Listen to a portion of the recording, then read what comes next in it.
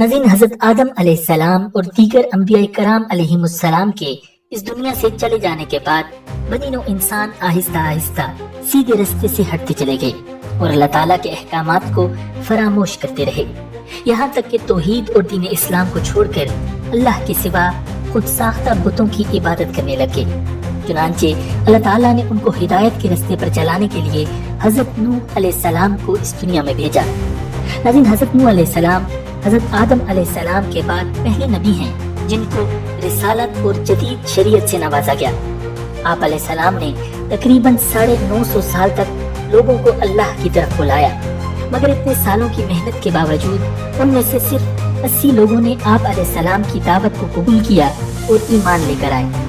नाज़रीन, उनकी सरकशी के नतीजे में अल्लाह रब्बुल इज़्ज़त ने उन पर ऐसा हैबतनाक अज़ाब नाज़िल किया जिसकी इंसानी तारीख में कोई मिसाल नहीं मिलती। नाज़रीन, आज की वीडियो में हम आपको हज़रत नूह अलैहिस्सलाम के वाक़े की मुकम्मल तफसील कुरान और हदीस के मुस्तनद हवालों की रोशनी में बताएंगे। हज़रत नूह अलैहिस्सलाम चूँकि हज़रत आदम अलैहिस्सलाम के बाद सबसे पहले रसूल हैं जिनको नई शरीयत से नवाजा गया, तो ये सवाल पैदा होता है कि हज़रत आदम अलैहिस्सलाम और हज़रत नूह अलैहिस्सलाम के दरमियान कितने अरसे का फासला था। तो इस हवाले से एक सही हदीस में है कि सैयदना अबू उमामा रज़ियल्लाहु ताला अन्हु रवायत करते हैं कि एक आदमी ने कहा, ए अल्लाह के रसूल, क्या आदम अलैहिस्सलाम नबी थे? आप सल्लल्लाहु अलैहि वसल्लम ने इरशाद फरमाया, हाँ, वो तालीम दिए गए थे और उनसे अल्लाह ताला की तरफ से कलाम भी किया गया था। उसने कहा, उनके और हज़रत नूह अलैहिस्सलाम के दरमियान कितने अरसे का फासला है? आप सल्लल्लाहु अलैहि वसल्लम ने इरशाद फरमाया, 10 सदियां या 10 ज़माने। नाज़रीन, कुरान करीम में हज़रत नूह अलैहिस्सलाम का तज़किरा 43 जगह पर आया है। नाज़रीन, कुरान करीम में आता है कि हज़रत नूह अलैहिस्सलाम ने सबसे पहले अपनी कौम को ये नसीहत की कि अल्लाह के सिवा किसी और की इबादत न करो, मुझे तुम पर दर्दनाक दिन के अजाब का डर है। तो हज़रत नूह अलैहिस्सलाम की इस बात के जवाब में कौम के बड़ों ने कहा, हम तो तुम्हें अपने जैसा एक आम आदमी देखते हैं और हम ये भी देख रहे हैं कि जिन्होंने आपकी पैरवी की है वो सब बेहैसियत और सब ही राय रखने वाले लोग हैं और हमें कोई ऐसी बात दिखाई नहीं देती कि जिससे तुम्हें हम पर कुछ फजीलत हासिल हो, बल्कि हमारा ख्याल तो ये है कि तुम सब झूठे हो। नाज़रीन, नूह अलैहिस्सलाम ने जवाब में फरमाया, ऐ कौम, देखो तो अगर मैं अपने रब के साफ रास्ता पर हूँ और उसने अपनी तरफ से खास रहमत भेजी, फिर भी वो तुम्हें दिखाई नहीं दे रही, तो क्या हम तुमको उस चीज पर मजबूर कर सकते हैं जिससे तुम बेजार हो? नाज़रीन, हज़रत नूह अलैहिस्सलाम को अल्लाह ताला ने 40 बरस की उम्र में नबूवत अता फरमाई। तूफान से पहले आप मुसलसल अपनी कौम को वाज़ो तबलीग करते रहे, जिसके जवाब में उनकी कौम उन्हें सख्त तरीन अज़ियतें देती रही। हज़रत इब्ने अब्बास रज़ियल्लाहु ताला अन्हु बयान करते हैं कि नबी अकरम सल्लल्लाहु अलैहि वसल्लम ने इरशाद फरमाया, किसी नबी को अपनी कौम के हाथों इतनी तकलीफ और अजियत नहीं पहुंची जितनी हज़रत नूह अलैहिस्सलाम को अपनी कौम के हाथों बर्दाश्त करना पड़ी। काफिर उन्हें डराते, धमकाते और तबलीग से बाज रखने के लिए इस कदर तशद्दुद करते कि वो बेहोश हो जाते। कभी उनके गले में फंदा डालकर बाजारों में घसीटते फिरते, कभी इतना ज़दोकोब करते कि उनकी कौम समझती कि अब ये मर चुके हैं, चुनांचे उन्हें कंबल में लपेटकर किसी मकान या वीराने में डाल देते। लेकिन जब उन्हें होश आता तो दोबारा अपनी कौम को राहे हक पर बुलाने में मसरूफ हो जाते। नाज़रीन, बुखारी शरीफ की रिवायत है कि नबी अकरम सल्लल्लाहु अलैहि वसल्लम हज़रत नूह अलैहिस्सलाम की हिकायत बयान फरमा रहे थे कि उनकी कौम के लोगों ने बेपनाह तशद्दुद करके उन्हें लहू लुहान कर दिया। वो अपने मुंह से खून पूंछते जाते थे और यूं दुआ करते जाते थे, परवरदिगार, मेरी कौम को बख्श दे, वो नादान है। नाज़रीन, नूह अलैहिस्सलाम की कौम इस तरह मुसलसल अपने नबी को तकलीफ पहुंचाती रही और उनकी इताअत नहीं की और बराबर बुराई की तरफ रही। नाज़रीन, हज़रत नूह अलैहिस्सलाम ने इंतहाई कोशिश की कि बदबख्त कौम समझ जाए और अल्लाह की रहमत की आगोश में आ जाए, मगर कौम ने नहीं माना और उनके बड़ों ने तो अवाम से साफ साफ कह दिया कि तुम अपने खुदाओं यानी वद, सुआ, यहूस, यऊक और नसर की इबादत किसी हाल में मत छोड़ना। नाज़रीन, ये उन बुतों के नाम हैं जिनको हज़रत नूह अलैहिस्सलाम की कौम पूजा करती थी। फिर जब कौम की हिदायत से حضرت نوح علیہ السلام بالکل مایوس ہو گئے اور 950 سال کی مسلسل دعوت و تبلیغ کا ان پر کوئی اثر نہ دیکھا تو سخت شکستہ دل اور پریشان ہوئے۔ تب اللہ تعالیٰ نے ان کی تسلی کے لیے ارشاد فرمایا اور نوح پر وحی کی گئی کہ جو ایمان لے آئے وہ لے آئے، اب ان میں سے کوئی ایمان لانے والا نہیں ہے، بس جو وہ اعمال کر رہے ہیں ان پر غم نہ کریں۔ ناظرین، پھر حضرت نوح علیہ السلام نے اللہ رب العزت سے یہ دعا فرمائی، اے پروردگار، کافروں میں سے کسی کو بھی زمین پر باقی نہ چھوڑ، اگر تو ان کو یوں ہی چھوڑے رکھے گا تو یہ تیرے بندوں کو بھی گمراہ کریں گے اور ان کی نسل بھی انہی کی طرح نافرمان پیدا ہوگی۔ ناظرین، اللہ تعالیٰ نے حضرت نوح علیہ السلام کی یہ دعا قبول فرما لی اور اپنے وعدے کے مطابق سرکشوں کی سرکشی اور ان کے شرک کی سزا کا اعلان کر دیا اور حضرت نوح علیہ السلام کو ہدایت فرمائی کہ وہ ایک کشتی تیار کریں تاکہ وہ اور مومن مسلمان اس عذاب سے محفوظ رہیں جو اللہ کے نافرمانوں پر نازل ہونے والا ہے۔ حضرت نوح علیہ السلام اللہ تعالیٰ کے حکم کے مطابق کشتی بنانے میں مصروف ہو گئے۔ قوم کے سردار آپ کے پاس سے گزرتے تو ہنستے، مذاق اڑاتے اور طنز کرتے اور کہتے، اے نوح، اس کشتی کو تم چلاؤ کہ کہاں، کیونکہ یہاں تو دور دور تک پانی کا نام و نشان نہیں ہے۔ کوئی کہتا، معلوم ہوتا ہے کہ نوح علیہ السلام اس کشتی کو ریتلے صحرا میں چلائیں گے۔ چنانچہ اللہ تعالیٰ نے اپنے نبی کی جانب سے جواب دیتے ہوئے فرمایا، اگر تم ہم سے مذاق کرتے ہو تو ہم بھی تم سے مذاق کریں گے اور ہم بھی تم پر ایک دن ہنسیں گے جیسے تم ہم پر ہنستے ہو۔ تمہیں بہت جلد معلوم ہو جائے گا کہ عذاب کس پر آتا ہے، اور جس شخص پر بھی عذاب آئے گا وہ اسے ذلیل کر کے رکھ دے گا اور اس پر دائمی عذاب اتر جائے گا۔ حضرت نوح علیہ السلام بھی ان کافروں کو اسی جیسا جواب دیتے کہ اگر تم ہمارے اوپر ہنستے ہو تو ایک وقت ہم بھی تم پر ایسے ہی ہنسیں گے جیسے تم ہنستے ہو۔ اس کے بعد پھر اپنے کام میں لگے رہتے۔ آخر نوح علیہ السلام کی کشتی بن کر تیار ہو گئی۔ ناظرین، بعض روایات میں آتا ہے کہ یہ کشتی 547 فٹ لمبی، 91 فٹ چوڑی اور 47 فٹ اونچی تھی۔ اس کی 3 منزلیں تھیں اور اس کی تعمیر پر 2 برس صرف ہوئے تھے۔ ناظرین، ایک اسرائیلی روایت میں ہے کہ حضرت عیسیٰ علیہ السلام کے حواریوں نے ایک روز آپ سے درخواست کی کہ اے مسیح، یہ بتائیے کہ حضرت نوح علیہ السلام کی کشتی کتنی لمبی چوڑی تھی۔ آپ علیہ السلام انہیں ایک مقام پر لے گئے اور ایک ٹیلے پر مٹھی خاک کی بھری اور فرمایا کہ جانتے ہو یہ کیا ہے اور کس کی خاک ہے؟ حواریوں نے عرض کیا، اللہ اور اس کے رسول بہتر جانتے ہیں۔ پھر آپ نے فرمایا، یہ خاک حضرت نوح علیہ السلام کے بیٹے سام کی خاک ہے، اور پھر ایک عصا اس ٹیلے پر مارا اور کہا، قم بإذن اللہ۔ اس وقت وہ خاک کا تودا سمٹ کر سام ابن نوح بن گیا اور آپ کے سامنے اپنے سر کے بال جھاڑتا ہوا کھڑا ہو گیا۔ مسیح علیہ السلام نے اپنے حواریوں کے سنوانے کے لیے سام ابن نوح سے دریافت فرمایا، تم کون ہو؟ انہوں نے جواب دیا، میں حضرت نوح علیہ السلام کا بیٹا ہوں اور میرا نام سام ہے۔ پھر آپ علیہ السلام نے دریافت کیا، یہ بتاؤ کہ تمہارے والد ماجد حضرت نوح علیہ السلام کی کشتی کتنی لمبی چوڑی تھی؟ انہوں نے جواب دیا کہ کشتی نوح کی لمبائی 1000 گز تھی اور چوڑائی 300 گز تھی اور اس کی 3 منزلیں تھیں۔ پھر حضرت مسیح علیہ السلام نے فرمایا، بس میں اور کچھ نہیں دریافت کرتا، یہ کہہ کر ان کی طرف اشارہ کیا جو پہلے کی طرح دوبارہ مٹی ہو گئے۔ ناظرین، پھر ایک دن اللہ تعالیٰ نے حکم دیا کہ اب تم اس کشتی میں ہر قسم کے جانوروں میں سے جوڑے یعنی ایک نر اور ایک مادہ سوار کر لو، اور اپنے گھر کے لوگوں کو بھی جو مومن ہیں اور سب اہل ایمان کو بھی۔ اللہ تعالیٰ کے حکم کے مطابق حضرت نوح علیہ السلام نے تمام جانور اور پرندوں کا ایک ایک جوڑا کشتی میں رکھ لیا۔ بعض مفسرین لکھتے ہیں کہ کشتی میں نباتات بھی رکھے گئے تھے۔ مورخین لکھتے ہیں کہ اہل ایمان کی کل تعداد مرد اور خواتین ملا کر 80 تھی۔ ان میں حضرت نوح علیہ السلام کے 3 بیٹے بھی جو ایمان لائے تھے اپنی بیویوں کے ساتھ موجود تھے، جن کے نام سام، حام اور یافس تھے۔